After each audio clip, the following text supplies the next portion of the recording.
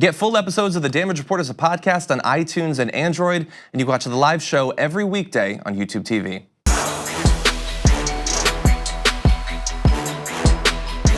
I have been curious since the wave of attempted mail bombings and the Kroger shooting and the synagogue shooting to see how the media is actually covering that a few days out. And not curious enough to actually watch a bunch of the mainstream media. I'm trying to preserve my sanity. But I did catch one clip that Don Lemon was talking about this with Chris Cuomo, and I want to give him a little bit of credit for being willing to identify a few obvious truths about politics these days, as you'll see in this clip. But we keep thinking that the biggest terror threat is something else. Some people who are marching, towards the border like it's imminent. And when the last time they did this, a couple hundred people came, and they, most of them did get into the country. So we have to stop demonizing people and realize the biggest terror threat in this country is white men, most of them radicalized to the right. And we have to start doing something about them. There is no travel ban on them. There is no ban on, they had the Muslim ban. There is no white guy ban.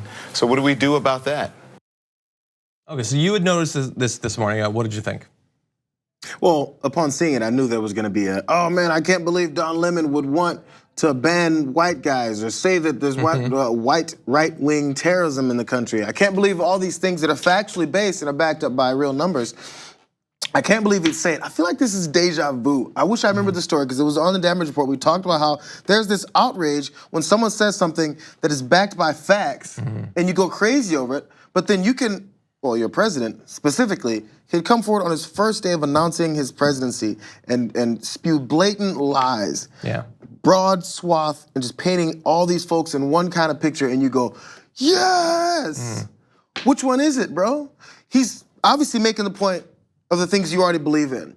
You're supposed to ban people that you're afraid of, that you think are killing you on a mass scale and are coming to get you every 5 seconds. So when there's the reality of these people that are really doing this, what do you want to do about them?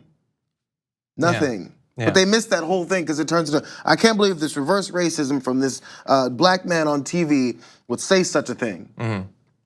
Maybe think about it for a second. I'm sure he will be criticized quite a bit, but as you point out, I mean, if you look at the numbers, at the sort of people that shoot up places and domestic terror in America, like chances are, dude's gonna look a lot more like me than like some other groups in the world. That's just the truth.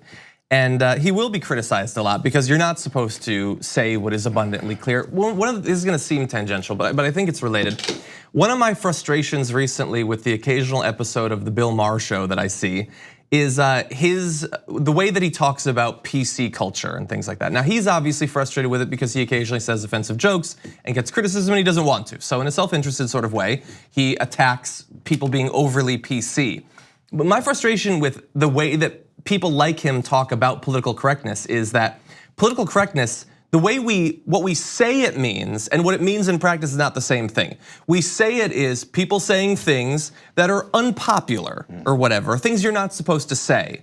That I think is a fairly fair, accurate definition. That's not actually how it acts out in practice. Because what I just said, there's no political affiliation there. But in practice, the only things that are called PC or politically correct are when libs or leftists say that some conservative attack against some sort of outgroup or some group like that, maybe we shouldn't do that. That's political correctness. Don Lemon is gonna get criticized for pointing out rightly that domestic terrorists tend to be white people. He will be attacked. And the reason he'll be attacked is because saying that is not politically correct. In practice, you are not supposed to attack right-wingers for their political violence. If I criticize some excess of American right-wing Christianity, I will be attacked for that because it's not politically correct to say that. But people like Bill Maher, unfortunately, put forward this very carefully, from the right wing, I would say, frame that the only political correctness is leftists getting out of control. True. It is not the case. There are many areas where right wingers are protected from any critique or criticism whatsoever because of effective political correctness, even if that's not the way that we define it. I hadn't thought about it. That's very true because it goes to this whole snowflake idea. Like, oh, you guys are snowflakes, but then they're offended by so many things that aren't even really affecting their lives. Where people that are on their demographic level aren't being persecuted and sometimes killed over. There was because you're making a good point, you totally made me forget mine. Oh, sorry. No, it's good. No, it was. It means it was on point. There's This You want a sec to think? Yes. Well, I will add on to what you said in terms of the safe spaces. Again, safe space. Yeah. That is a thing that we would define it as a person who doesn't want to be confronted by inconvenient truths and things like that. They want to be protected or whatever.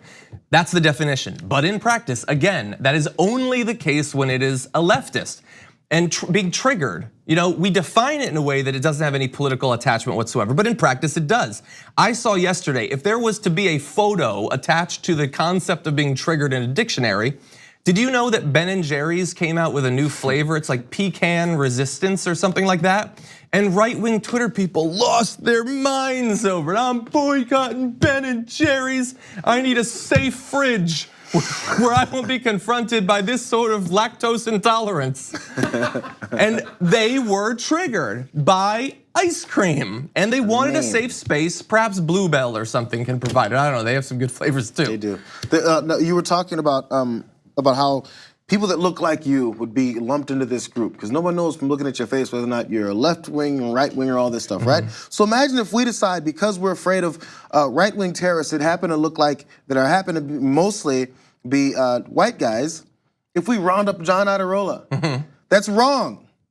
And Thank you. Then Don't when that round me happens, up. and then John gets swept up in the sweep of guys who look like John, John has a right to say, you know what, maybe we shouldn't have the policy that we round up white guys just because of what we look like. And if you have a second to think, conservative thinker, go, maybe that's what we're doing for other folks that don't happen to be white guys. Maybe they're Latino guys, maybe they're Muslim looking guys. A lot of times these folks aren't even Muslim that you're targeting. Maybe they're black guys, maybe there's certain kinds of women you're looking at and you go, they're the type of person I don't like, let me take them all because I'm afraid of a few of them. And they get protected by the words we use.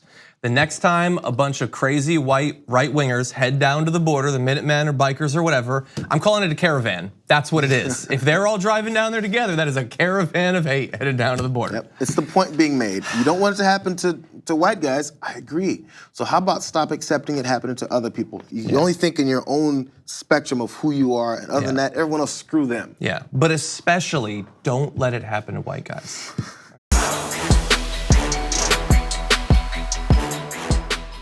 Thank you very much for watching this clip from The Damage Report. If you liked it, don't forget to subscribe to this channel and ring the bell on YouTube to get notifications of our new videos. And of course, you can catch the full Damage Report live every weekday at 1 p.m. Eastern, 10 a.m. Pacific on TYT Network on YouTube TV.